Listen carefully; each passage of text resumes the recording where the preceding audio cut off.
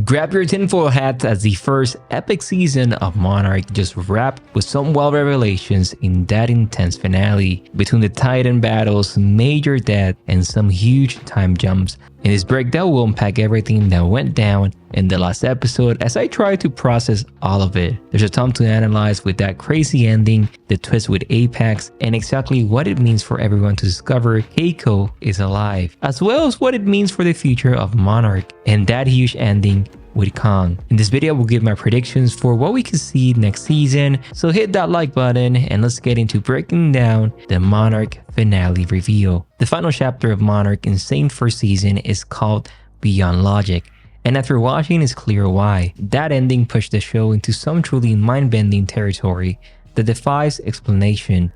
It shatters everything we thought we knew about the rules of this universe. The emotional collusion between past and present lies for the Randu family reveals logic cannot account for lost connections rebuilt, and the revelations about Monarch and Apex battle for Titan secrets suggest they are mysteries that science alone cannot unravel. If we rely on reason, none of this should make sense, yet here we are. What other impossibilities might season 2 explore? And as you know, Shaw and Mei wind up stranded in very different parts of Hollow Earth after falling through the portals back in episode 9. The intense rainbow lies hinting at the weird time-space effects of this realm. While Shaw and Mei go through a forest, Kate encounters mysterious creatures. This when she regains consciousness, alone and injured, and she is then saved by her grandmother, which was really unexpected. In this sequence, she's haunted by a beast, only to be rescued at the last second by an archer who looks exactly like her grandmother. We later discovered that for Keiko, it's only been 58 days, but for her, since entering Hollow Earth, the two worlds move in two different times.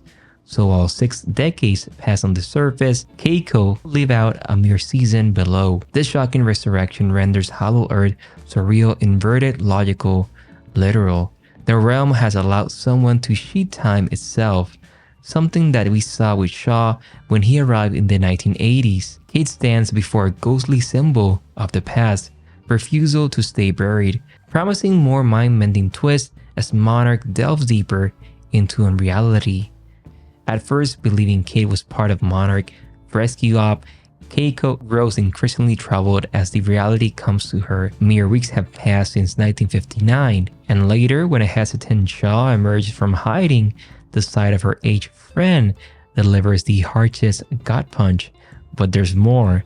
As Kate explains Shaw 80 to return from Hollow Earth, how decades flow differently for each of them 6 in. Even though they were in Hollow Earth at the same time, we see Keiko in shock, learning that her beloved husband, Bill, died years ago. In Keiko's shoes is world-shattering.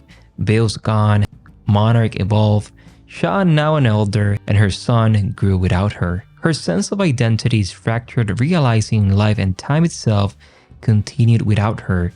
In an instant, her life and she grapples with becoming untethered. Every thread to the existence she knew severed, her homecoming joy twisting unbearably with grief. Keiko must reconcile with this alien new order, where she's been presumed dead for 65 years, where her husband rests in the grave rather than planning their next adventure. And what's interesting about this is, as we know, Bill died in Khan Island, the location that Keiko is going next. Her reunion with her granddaughter instead holds a mirror to all she has lost. This is the reason that she didn't want it to return back to Earth. So them knowing a Titan presence can stabilize the portal enough for them to travel, the team bands together to implement the Shaw escape plan, where they return to his abandoned 1962 expedition ship, surprisingly still powered after decades below ground. So Shaw outlines the plan. They will use a reconstructed beacon device to lure a Titan, just as the original mission employed Dr. Suzuki radiation tech to pull creatures through in the first place. Only this time, instead of seeking knowledge, our heroes hope to hitch a ride home mid-emergence when the portal temporarily opens. But their plan to lure monster with Keiko reconstructed beacon hit a snag when the creature that emerges is none other than the Iron Dragon, but it emerged from within the Hollow Earth. It's the edge of your sea stuff watching their near escape attempt, with Kate operating the radar scope indicating the beacon's successful Titan detection. They narrowly avoid the jaws of the incoming beast, and of course, despite the action by disaster more than once down there, our heroes know finding their way out was the easy part compared to confronting what the surface world has in store. In a post-pounding "this is our ride home" moment, the sky comes again with an even larger challenger. Godzilla shows up and ready to take on the Iron Dragon. Godzilla lets loose his devastating thermonuclear atomic breath, the superheated blue flames illuminating the Hollow Earth and forcing the Iron Dragon on the defensive. In a heroic last stand, Shaw dashes out to manually override the detached data cable linking their navigation to the ship, with the Iron Dragon flying against Godzilla assault. It's so sad to see how Shaw has to do this. It's a nod to Back to the Future climax, where we see Shaw trying to connect the unplugged cable, and we catch glimpses of his struggle through this chaotic cuts between Godzilla and the ship lifting off without him. It's so sad knowing that their last goodbye is in this moment. So Shaw refused to lose anyone else to the mysteries of underspace, even at the cost of his life. He knows what is to go back into a different year. Yet given everything this rift between realities have unveiled, that is rarely certain in Monarch's world. Perhaps the portal's strange space-time snatched Shaw from death just in time, or did his story truly ended a mere miles below his life mission, greatest revelation? Whatever his fate, he once left this alien realm the sole survivor before. Now our heroes can almost believe their luck, witnessing the brawl of the century from their escape pod to the Titans trading earth-shaking blows. Some last-minute VIP monster battle chaos was perfectly fitting for the final farewell to the mysteries of Hollow Earth, for now at least. But beyond awaits the strange new world of 2017. After escaping the abnormal physics of Hollow Earth, Kate, Kiko, and the team finally resurfaced through a Skull Island portal. Yes, and the way they knew this where they were was because Kate's brother and her dad were discovering about the maps, and they worked together to discover what portal they were going to use to escape. In this case is a King Kong Skull Island portal, which was so awesome to see King Kong. Kate's brother says it's now 2017, so it has been 2 years, and that Apex is as well helping them.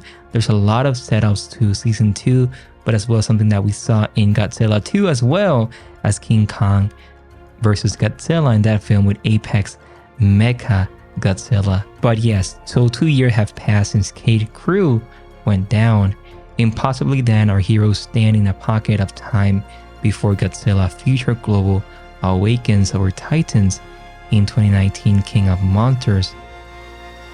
Even more alarming are the technological telltales indicating operations already underway on Skull Island itself years before what happened and we're gonna see in Godzilla vs. Kong.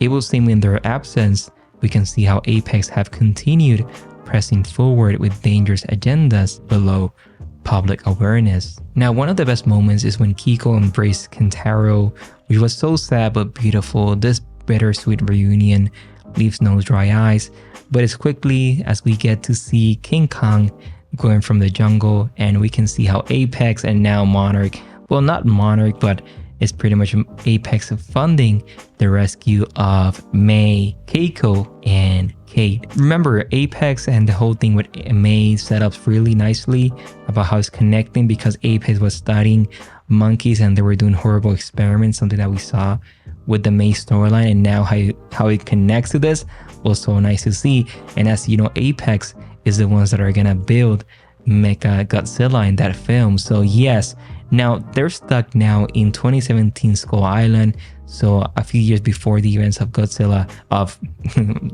2. So imagine that they have a 2-year window to study an adult Kong in this environment, but also many a new outpost or many trying to stop this. So that's something that we may see in season 2.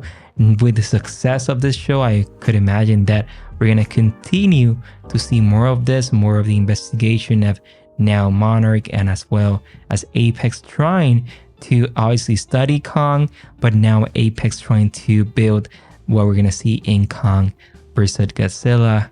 And that's so awesome. There's a lot to explore with this time jump as well as what we can see in season 2. We may also see Walter Simmons begin building on Kong habitat years ahead of Godzilla global reemergence. Now with Monarch / Apex in active 2017 Skull Island, a clash is obviously inevitable with something that we're going to see in that film. So it's so awesome. I love the show. I love how it's connecting, and seeing Kong again in our screen is so great. We know that the next film, Godzilla vs. Kong, is going to release this year, which I cannot wait. But I want to hear your theories on what mind-mending twist season 2 might have in store. Where do you think Shaw ended up, if he really is dead or not? What are your wildest theories about the new Apex threat and what they're going to do in Skull Island? Which new Titans also could show up in Skull Island in 2017? So leave your theories below. My name is Christian from BM Premiere, and I will see you in the next one. Bye bye, everyone.